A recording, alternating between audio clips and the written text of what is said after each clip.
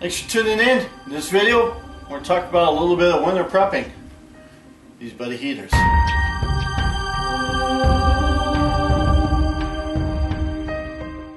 Thanks for tuning in, folks. Jeff Arizona Hot Homestead. Today's video, we're talking a little bit about these buddy heaters and my winter prep. So I have like 6 of these, right? Or maybe 100 of them. I don't know. I think it's 5 or 6 of them. So before winter, before I start really needing them, I go through and I'll air compressor, clean them all off, make sure the ceramic panels are clean, make sure it's clean down in there, spray in between here and up there and underneath and around and inside and all that. So I take care of as much dust as I can off of it, right? And then I'll hook them up to a propane tank and I'll see if they ignite. See if they'll start. Wait, do they start or ignite? I think ignite. So some of them did and some of them didn't. So a lot of times you'd say, well, just take your pipe cleaner or your Q-tip and clean the orifice there, and that will do the job. Not always, because I did that and it didn't work. So, and last year, if you notice, or one other year, I used a Q-tip and I got the tip stuck in there. This time I used actually pipe cleaners and rubbing alcohol. Much better. I'd use the wet part, the alcohol part, then I'd flip it over and use the dry part. Ideal. So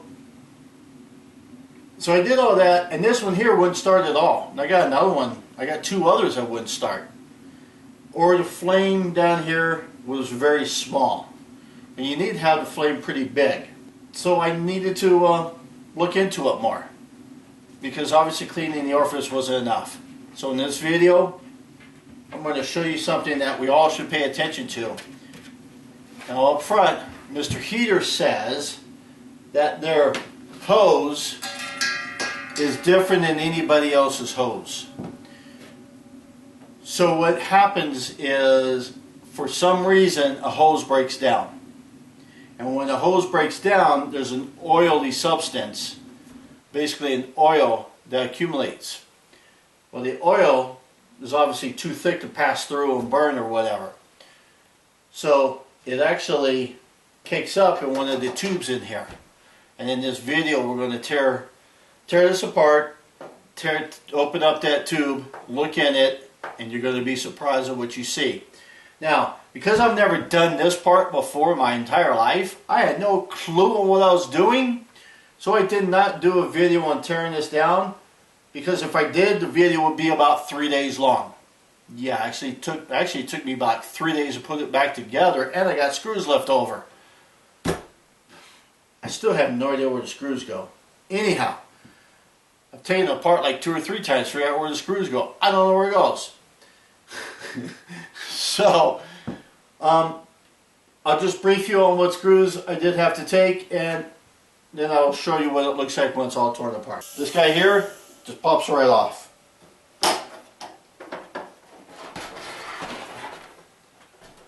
4 screws, take those.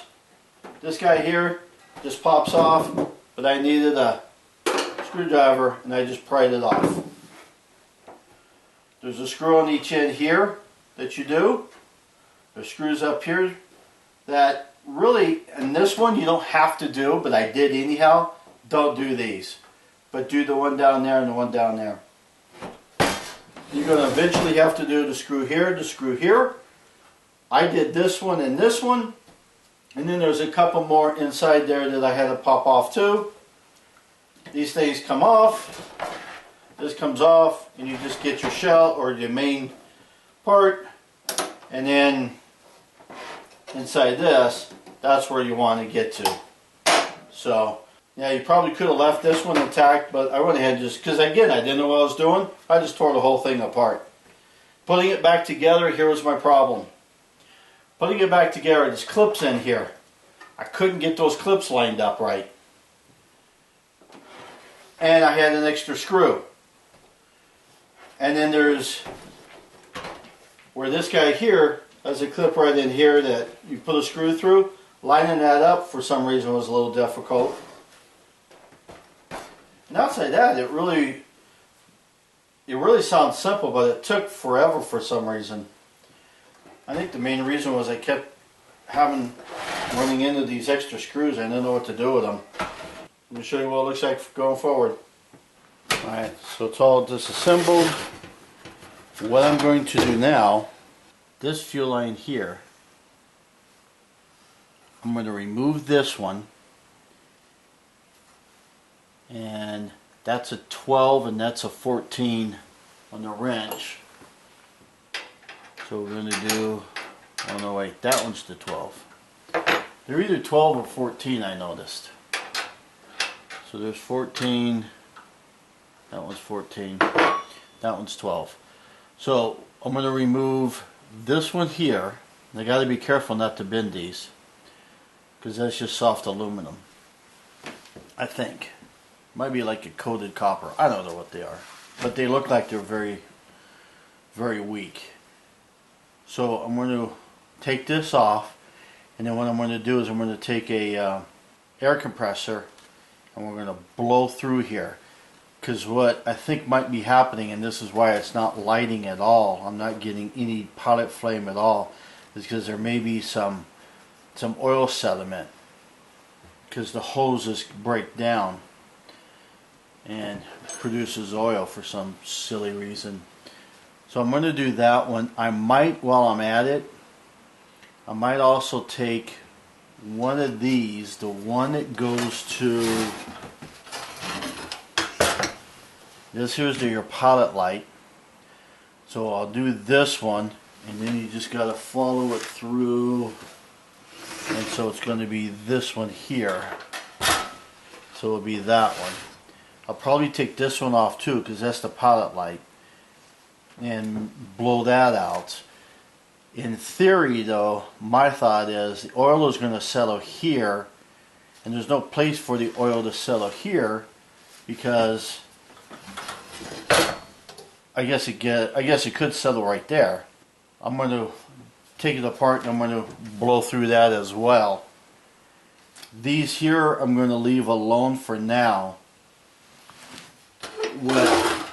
In the future, if I come across a situation where one of these here isn't lighting very well, or it's flickering a lot, like on low or something, then that might be that there is some oil that may have settled down on the bottom here, and that may be what's causing that to happen there.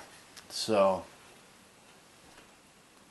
I'm not going to worry about those right now, but those two hose lines, pipelines, whatever you want to call them, fuel lines, is what I'm going to do now.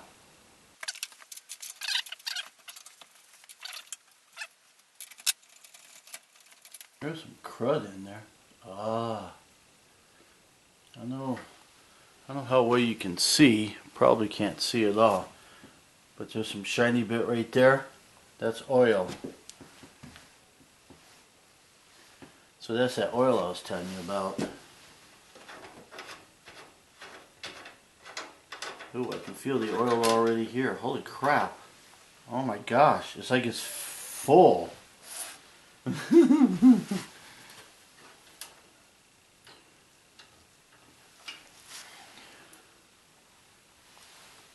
Look at that.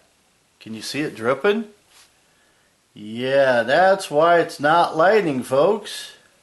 How interesting. So, if it doesn't light, and you've tried cleaning that with your Q-tip or your pipe cleaner, it's probably because it's full of oil. Holy crap. Alright, let me get a towel. So, see how funny this goes.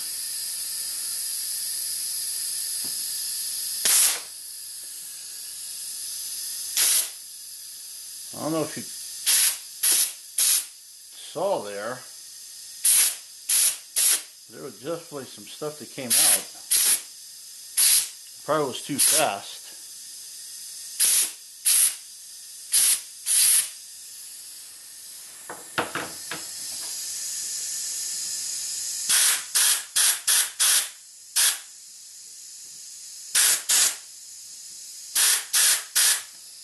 nothing's, well, a little bit blue on my finger.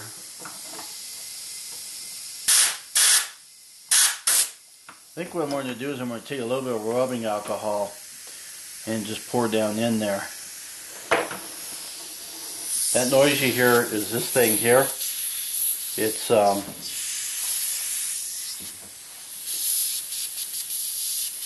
not on right, so it leaks. No big deal. That fixes that. I just need to redo that, that's all. Wow. Oily, oily, oily. That's a lot of oil, folks. Alright, let me get my rubbing alcohol. Where's that at? So, it'd be nice if I actually had a syringe. And then I could just squeeze it in there instead of trying to pour it in.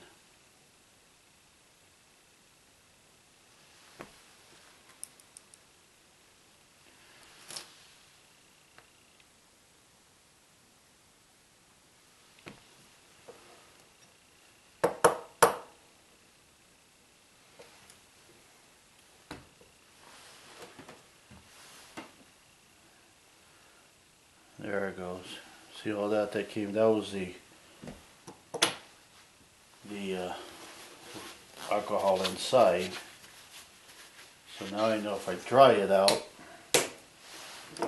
we should be pretty good, right? Should have cleaned out that oil, right? Let's hope, huh?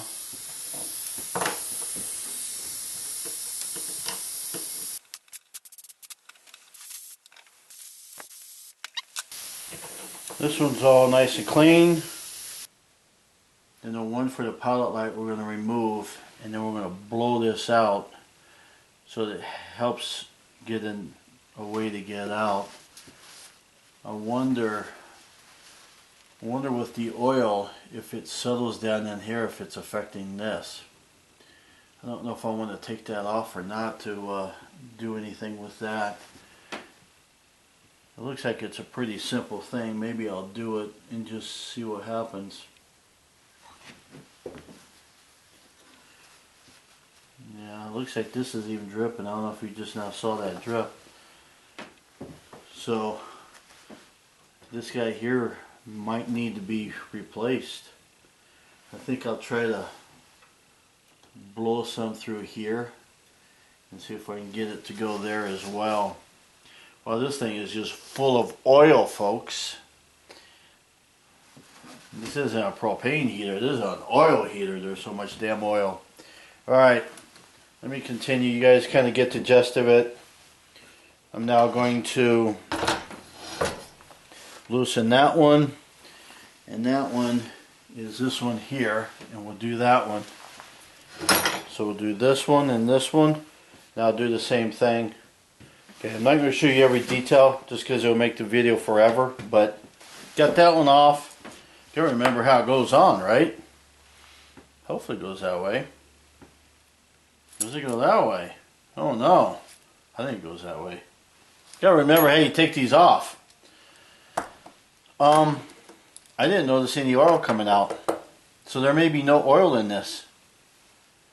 Which might be a great thing in the sense that maybe all the oil was catching down in that one tube, and there might be nothing in this. Let's see what happens when we blow through this. See if anything comes out. That seems bone dry. So that's a good thing. What I'm going to do anyhow is we're going to blow this orifice here. Let's blow it the other way.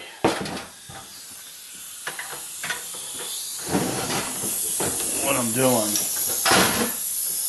is this guy here is what I'm blowing.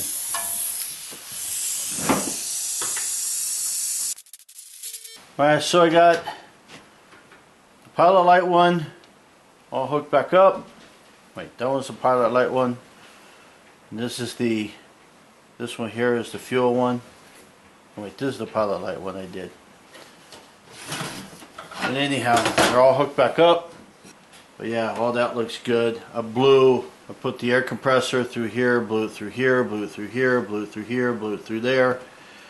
And the air compressor through the orifice, both sides. So if it doesn't work from here, then maybe this guy needs replaced. You know, it's just a regulator, it's not a filter, but as it goes through here, it may gum it up so much that maybe the diaphragm that's in there was stuck or something, because there was so much oil in there.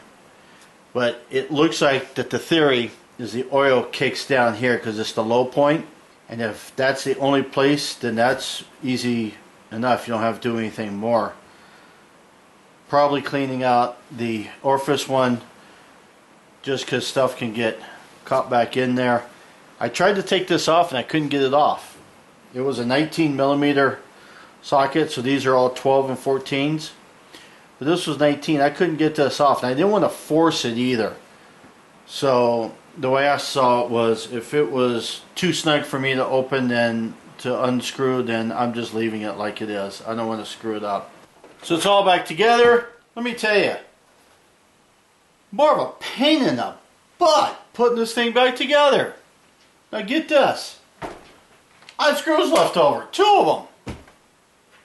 I've gone over it like 2 or 3 times. I have no idea where those screws went. No clue. Yeah.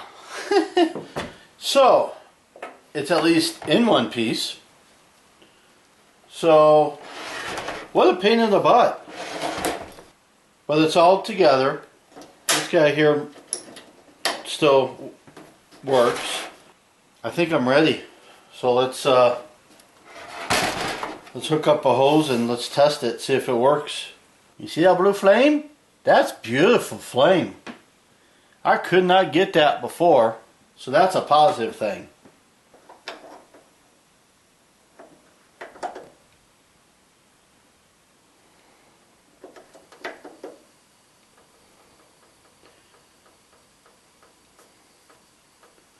You'll see here in a second, it's all working just absolutely beautifully. Can you see it heating up? Yep, I think you can. Now I use this mainly on low. Sometimes when I first will use it after sitting all summer, I'll burn it on high for about an hour at least. Just mainly to make sure that it works, A, and B, I want to burn off any other dust that didn't blow off of there with an air compressor, because I did air compress this whole thing. So, I didn't show that in the video, but the whole thing was air compressed. Medium I'll use sometimes, lows when I use mostly. This one's done. I got 2 more I'm going to tear down. So, in fact, this one here, as you can tell, it's pretty much all the same. I got to tear that one apart. Thanks for watching. Make sure your winter preps are golden. Jeff Arizona Hat Homestead. See you by a fun. Woo!